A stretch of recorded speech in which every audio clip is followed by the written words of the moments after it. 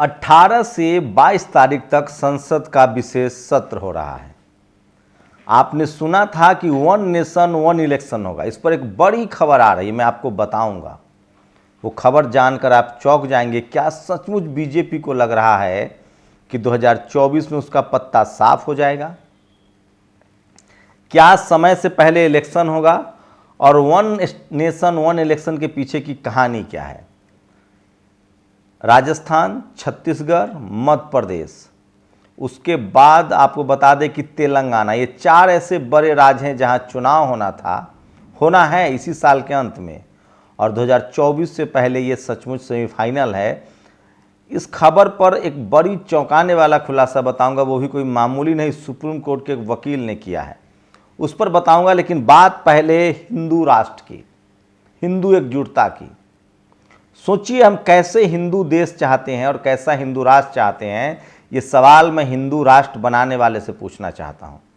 ये सवाल मैं उन लोगों से पूछना चाहता हूँ जो कहते हैं कि भारत एक हिंदू राष्ट्र है। और ये सवाल मैं इसलिए पूछ रहा हूँ कि उदयनिधि स्टालिन ने या प्रकाश राज ने या स्वामी प्रसाद मौर्य ने इन सवाल जो लोगों ने उठाया है उसके पीछे दम है कि नहीं, और नहीं दम है तो हमसे बहस कीजिए। मैं पहले कुछ सवाल उठाना चाहता हूँ। खबर सूरज कुमार बौद्ध ने ट्वीट किया है, जब तक ऊंची जाति के लोग पृथ्वी पर हैं तब तक अछूत लोग धार्मिक ट्रस्ट में भागीदारी नहीं ले सकते। ये सब जो उन्होंने ऊंची जाति लिखा है, और अछूत इसलिए क्योंकि इस देश में जो वर्ण व्यवस्था है, जिन लोगों ने जाति बनाया उन्होंने यही लिखा है। संविधान ने इसको खत्म कर दिया और संविधान ने सबको SC ST OBC जनरल और माइनॉरिटी में बताया है। ये जनरल कैटेगरी में जो लोग हैं वही खुद को ऊंची जात का कहते हैं। उसमें भी कुछ ऊंच नीच है। सबसे ऊपर ब्राह्मण समाज के लोग हैं, फिर क्षत्रिय समाज के लोग हैं, फिर वैश्य समाज के लोग हैं। किसान की तो कोई, सब किसान और ये सब शूद्र अछूत में गिनती है। हुआ क्या, केरल में SC युवक ने सबरीमाला मंदिर का एक टेंडर जीता तो स्वघोषित ऊंची जाति के 2 हिंदुओं ने उस पर हमला किया और उसे जाति सूचक गालियां दी। तमिलनाडु के मुख्यमंत्री ने एक आज ऐड छापा। उन्होंने कहा कि तमिलनाडु के जो मंदिर हैं उसमें सबको बराबर का अधिकार होगा, सभी जा सकते हैं, सभी पुजारी बन सकते हैं। दान पेटी में जो पैसे हैं और जो जमीन है वो सरकारी क्षेत्र में और गरीब लोगों के लिए काम आएगा। अब जो लोग हिंदू राष्ट्र बनाना चाहते हैं, हिंदू मुल्क बनाना चाहते हैं, जिनको चैलेंज है वो एक हिंदू गांव बनाकर देखें। मैं कुछ हिंदू धर्म की सच्चाई बता रहा हूं और किस तरह से हिंदू धर्म के लोग जातिवाद में बटे हुए उसकी सच्चाई बता रहा हूं। कोई भी आदमी हो, सीने पर हाथ रख के बताइएगा। अगर मैं झूठ बोल रहा हूं तो मैं पत्रकारिता छोड़ दूंगा, न तो आप मुझसे बहस कीजिए। आप दुकान लेके दिखाइए। अगर आप बिजनेस करना चाहते हैं तो दुकान लेके दिखाइए। अगर आप गैर सवर्ण हैं या उस इलाके में जिस कम्युनिटी की दुकान है वहां अगर आप, खासकर अगर SC हैं, सबसे पहले SC, फिर ST, फिर OBC हैं या किसान जाति के हैं, तो आपका जीना हराम कर दिया जाएगा।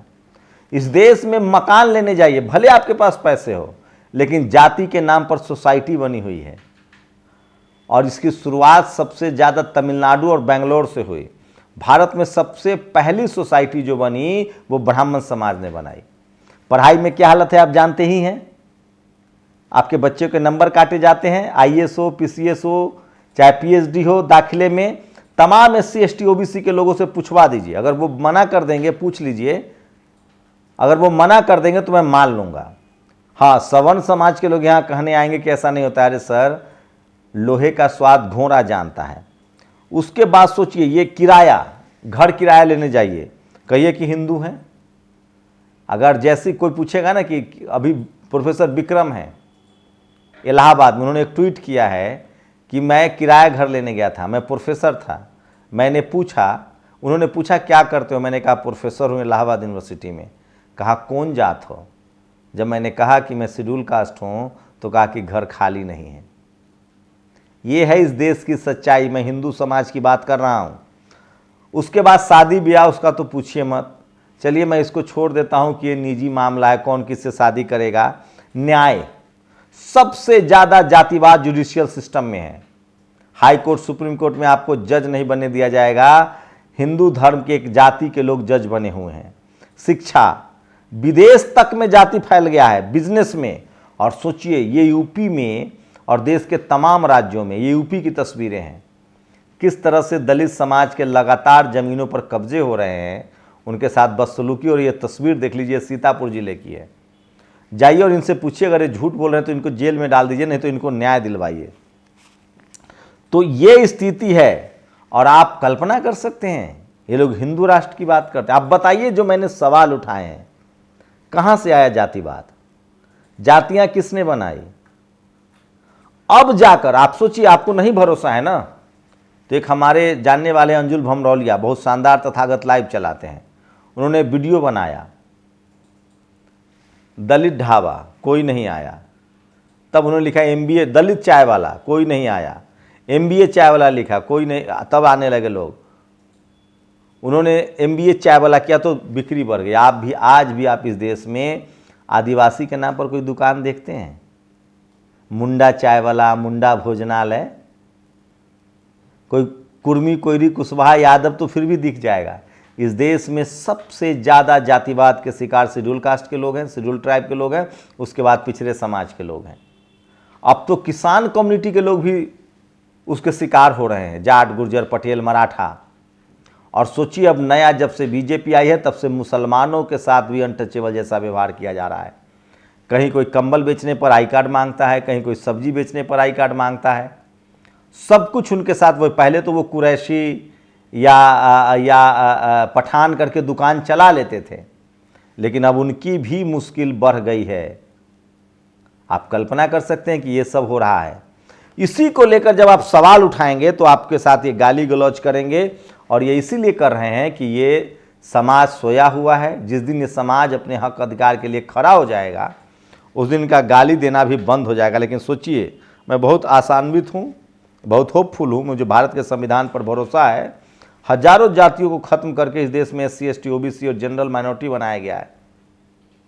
जो लोग कल तक कहते थे कि आरक्षण भीख है, जब उनको आर्थिक आधार पर आरक्षण मिला तो सोचिए, पहले कहते थे आरक्षण से मेरिट खत्म होता है, अब आर्थिक आधार पर जो आरक्षण है उसका मेरिट खराब नहीं हो रहा है, उसका कट ऑफ तो SC, ST से भी नीचे जा रहा है। तो इनको दरअसल आरक्षण से प्रॉब्लम नहीं थी, इनको जाति के नाम पर जो आरक्षण मिल रहा है ना, उनसे प्रॉब्लम थी। संदीप सौरभ ने एक ट्वीट किया, बिहार के विधायक हैं, मोदी जी के मित्रों में एक मुकेश अंबानी की निजी संपत्ति 7.5 लाख करोड़ रुपए हो गई है। सोचिए, इस देश में 5% लोगों के पास 95% संसाधन है, और 95% लोगों के पास 5% संसाधन है। सनातन धर्म डेंगू की तरह है, इसका खात्मा जरूरी है। लोगों की छुआछूत की मानसिकता नहीं जा रही है। प्रकाश राज, क्या करिएगा? मार दीजिएगा? अरे जवाब दीजिए ना इनको। सबरीमाला मंदिर में टेंडर निकला, आप जवाब दीजिए उस महिला को, पन्ना की महिला को जिसको धक्का देकर मारा गया। आप जवाब दीजिए कि इस देश के धार्मिक स्थलों पर आप जाकर बिना पैसे दिए हुए वापस आ सकते हैं, या बिना पैसा दिए हुए पूजा करा सकते हैं। रेट तय है, बकायदा कीमत, प्राइस लिस्ट तय है। आप धर्म की बात करते हैं, प्राइस लिस्ट तय है, इतना पैसा दीजिएगा तो ये दर्शन, इतना पैसा दीजिएगा तो ये। और बताइए ना, किस धर्म में है ये रेट लिस्ट, प्राइस? बताइए ना आप मुझे। सवालों का जवाब दीजिए सर, गाली गलौज मत कीजिए। ये सब चल रहा है और इसी पर लोग सवाल उठा रहे हैं, सोशल मीडिया है। और सोचिए, प्रकाश क्या कहा इन्होंने, सनातन धर्म छुआछूत को मानता है, हम इसे कैसे स्वीकार करें। प्रकाश अंबेडकर, प्रेसिडेंट वंचित बहुचित अघाड़ी, बाबा साहब के पोते हैं। बाबा साहब ने क्या कहा है सो सोचिए, बाबा साहब ने क्यों छोड़ा था ये धर्म। उन्होंने कहा था, मैं हिंदू पैदा हुआ, ये मेरे हाथ में नहीं था, मैं हिंदू मरूंगा नहीं मरूंगा, ये मेरे हाथ में है। पन्ना में महारानी जितेश्वरी देवी को जिस तरह मंदिर से उठाकर फेंका गया, ये नया नहीं है। फ्री के चढ़ावे का पैसा खाने वाले पंडों की चमड़ियाँ मोटी हो गई हैं। मथुरा के मंदिरों में भी पंडे पीढ़ी दर पीढ़ी फ्री का पैसा उड़ा रहे हैं। जब चाहे श्रद्धालुओं को पीट देते हैं, बदतमीजी करते हैं। श्याम मीरा सिंह, क्षत्रिय समाज से इन्होंने ट्वीट किया है, क्या करिएगा इनको? मार दीजिएगा, मार देने से सारी समस्याएं हल हो जाएगी। बात कीजिए इस पर। धर्म तभी चलेगा आपका, तभी मजबूत होगा जब उसमें मानवता होगी, बराबरी होगी, इक्वालिटी होगी, समानता होगी। कैसा धर्म है आपका जिसमें सिर्फ एक जाति का वर्चस्व है, एक जाति के पुजारी हैं, एक जाति का मंदिरों पर कब्जा है, एक जाति का ट्रस्टी पर कब्जा है, और पहले तो जाति के आधार पर मंदिर में जाना था। वो तो शुक्र मनाइए कि देश आज़ाद हुआ, इसलिए आपको कुछ इस तरह की चीज़ें नहीं करने का मौका मिल रहा है, नहीं तो वो भी आप मंदिर भी जाना आज भी। और सोचिए, ये अनुपम के सिंह है, ये ऑफ इंडिया में पत्रकार है, मैं इसका कुछ पोस्ट बता रहा हूँ, अच्छी बात, सब एडिटर है ये ऑफ इंडिया में। ये लिखता है, इन मैडम को गाजियाबाद पुलिस के इंटेलिजेंस विंग में डिप्टी एसपी बनाया गया, नाम है प्रियाश्री पायल। ये खुलकर राजपूतों को गुंडा बताती हैं, लेकिन डॉक्टर कफिल खान का समर्थन करती हैं। वही कफिल खान जिसे यूपी पुलिस ने हिस्ट्री सीटर का दर्जा दिया था, जिसकी लापरवाही के कारण गोरखपुर के अस्पताल के बच्चों की मौत हुई थी। मेरा सिर्फ इतना पूछना है कि अपने पद पर रहते हुए प्रियाश्री पाल की क्या जाति के आधार पर भेदभाव नहीं करती होंगी? बहुत अच्छा सवाल पूछा। यही सवाल तो हम लोग पूछ रहे हैं कि इस देश में चपरासी से लेकर चीफ जस्टिस तक जब सारे जजेज एक जाति के हैं तो वो फैसला नहीं करते होंगे? ये देश जाति प्रधान देश है। इस देश में जाति की बीमारी तभी दूर होगी जब हर जाति को मौका मिलेगा। एक पाल समाज की अधिकारी, वो भी गाजियाबाद इंटेलिजेंस विंग में डिप्टी एसपी हैं, उनको बर्दाश्त नहीं हो रहा, उन पर इस तरह के आरोप लग रहे हैं और डीजीपी को ये शख्स टैग कर रहा है। मैं बहुजनों से कहता हूं कि इसी तरह से लिखना पढ़ना शुरू कीजिए। जिस समाज से नफरत करती हैं, अगर उस समाज का व्यक्ति इनके सामने आ जाता होगा तब ये बिना जांच उसे गुनहगार मान लेती होंगी। मुख्यमंत्री योगी आदित्यनाथ के राज में सब नहीं चलेगा। डीजीपी यूपी को तुरंत इनसे जवाब तलब करना चाहिए कि क्या अभी इनकी यही सोचे। साथ ही इनके द्वारा जांच किए जाने वाले सभी मामलों की फिर से जांच होनी चाहिए, ताकि देखा जा सके कि अपने इस घृणा के कारण उन्होंने किस निर्दोष को साथ। बिल्कुल ठीक कह रहे हैं भाई साहब। ये सवाल सोचिए, अब जाकर ये होता है प्रतिक्रांति, अब जाकर ये सवाल उठने लगे हैं पाल समाज की एक महिला अधिकारी पर। मेरा सवाल है कि क्या ये सारे सवाल उन जजों पर, उन अधिकारियों पर नहीं उठते हैं जो सवर्ण समाज के हैं? तब इनकी चुप्पी बंद हो जाएगी। इनको एक दलित पिछड़ा अधिकारी नहीं चाहिए। और ये देखिए संतोष कुमार डीएसपी का, इनकी रोज एक कभी कभी वीडियो आती है, किस तरह से किसान समाज से हैं, कोशिश करते हैं कि गरीब मजदूर बच्चों को पढ़ाया जाए, लिखाया जाए। और कुछ और खबरें जो बहुत ज़रूरी है। सोचिए, प्रेसिडेंट बाइडेन जैसे ही गए वियतनाम, उन्होंने वहाँ प्रेस कॉन्फ्रेंस करके कहा है कि भारत में अल्पसंख्यक समाज के साथ दुर्व्यवहार हो रहा है, प्रेस की आज़ादी खतरे में। उसका एक गवाह बता रहा हूँ। नफरत हारी मोहब्बत जीती। कल नासिर पहलवान मेवात और उपकार पंडित के बीच कुश्ती का जो मुकाबला लड़ा था, उसमें जेएसआर का नारा लगाने वालों ने रुकवा दिया था। वो मुकाबला अमन पसंद लोगों ने शरारती तत्वों को हटाकर शुरू करवाया, किसान समाज ने, जिसमें नासिर पहलवान ने उपकार पंडित को चित करके मुकाबला जीत लिया। मेवाड़ की शान नासिर पहलवान। तो इस तरह से जो पहले जातिवाद के नाम पर होता था, अब धर्म के नाम पर लगातार हो रहा है। और अब मुस्लिम समाज को भी अनटचेबल जैसा महसूस कराया जा रहा है। और इसीलिए थोड़ा बहुत SC ST OBC को ये जगह दे रहे हैं, क्योंकि लड़ेगा कौन। ये सूर्य प्रताप सिंह ने तस्वीरें शेयर की हैं। ये तस्वीरें लखनऊ की है, उस लखनऊ की जिसको सबसे शानदार बहन जी ने बनाया था। एक रात की बारिश ने सारा सिस्टम की पोल खोल दी। सोचिए वहाँ पिछले 10 साल से कौन सी सरकार चल रही है। लेकिन अब टीवी अखबार सरकार से सवाल नहीं पूछता है, खासकर बीजेपी शासित राज्यों से। और मैंने जो आपको बताया था कि केंद्र सरकार के वन नेशन वन इलेक्शन के पीछे का राज खुल गया है। प्रशांत भूषण ने कहा है कि सरकार इसलिए चुनाव करवाना चाहती है क्योंकि उसको 5 राज्यों में चुनाव चलना चाहती है, उसको चुनाव से में हारने का डर है।